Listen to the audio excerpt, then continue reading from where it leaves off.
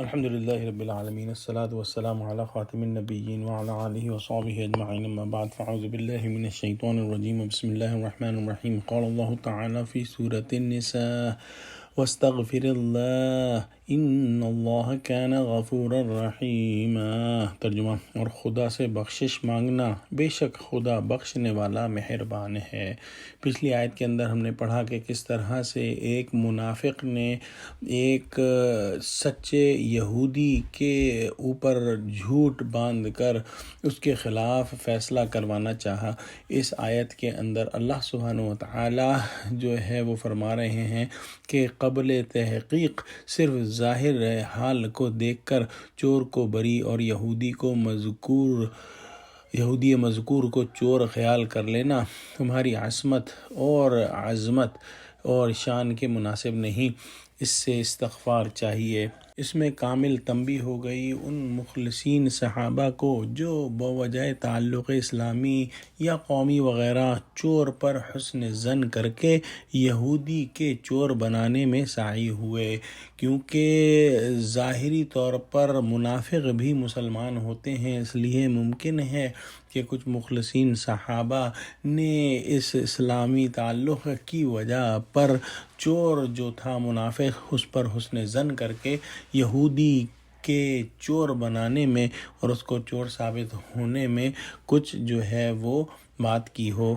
اگلی آیت میں اللہ سبحانہ وتعالیٰ ارشاد فرماتا ہے وَلَا تُجَادِلْ عَنِ الَّذِينَ يَخْتَانُونَ أَنفُسَهُمْ إِنَّ اللَّهَ لَا يُحِبُّ مَنْ كَانَ خَوَّانًا عَثِيمًا۔ ترجمہ: اور لوگ اپنے ہم جنسوں کی خیانت کرتے ہیں، ان کی طرف سے بحث نہ کرنا، کیونکہ خدا خائن اور مرتکب جرائم کو دوست نہیں رکھتا۔ پہلی آیت میں جب ان لوگوں کی دغا اور برائی صاف بتلا دی گئی تو شاید رسول اللہ صلی اللہ علیہ وسلم نے بوجہ غلبہ شفقت جو آپ کو تمام خلق بالخصوص اپنی امت پر تھا، حق تعالیٰ سے ان خطا واروں کی معافی چاہیے۔ اس پر ارشاد ہوا کہ ان دغا بازوں کی طرف ہو کر اللہ سے کیوں جھگڑتے ہو؟ ایسے لوگ اللہ کو خوش نہیں آتے، یہ تو لوگوں سے چھپ چھپ کر راتوں کو ناجائز مشورہ کرتے ہیں اور اللہ سے نہیں شرماتے جو ہر وقت ان کے ساتھ ہے اور ان کے تمام امور پر حاوی ہے۔ اگر آپ نے ان کو معافی نہ بھی مانگی ہوتی ان کے لیے تو آپ کی معافی مانگنے کا احتمال تو بالیقین موجود تھا، سو اس کی پیش بندی کے لیے حق تعالیٰ نے یہ ارشاد فرمایا کہ ان لوگوں کی سفارش سے آپ کو روک دیا۔ واللہ اعلم۔ ان آیات سے ہم نے یہ دیکھا کہ چور چاہے مسلمان ہو اور سچا چاہے غیر مسلم ہو، ہمیشہ اسلام سچ کی حمایت کرتا ہے، حق کی حمایت کرتا ہے۔